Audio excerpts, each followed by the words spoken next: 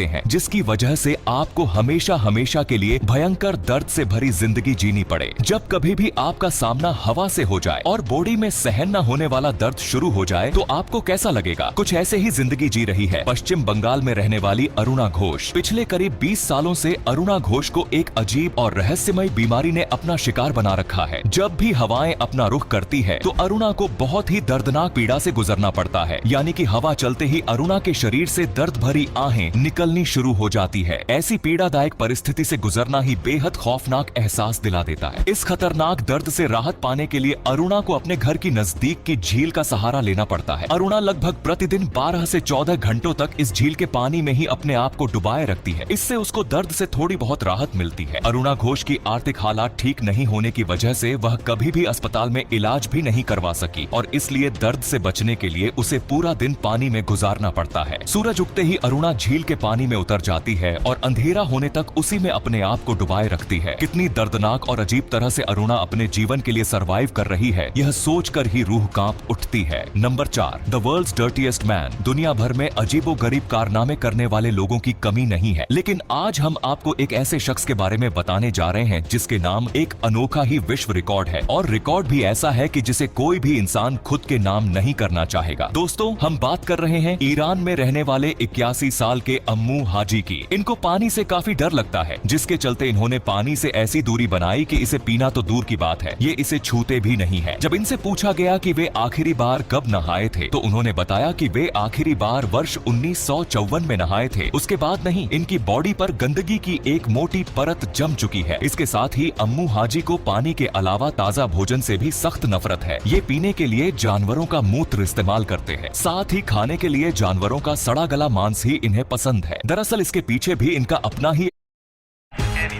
Tata IPL और जियो cinema सब यहाँ और कहाँ।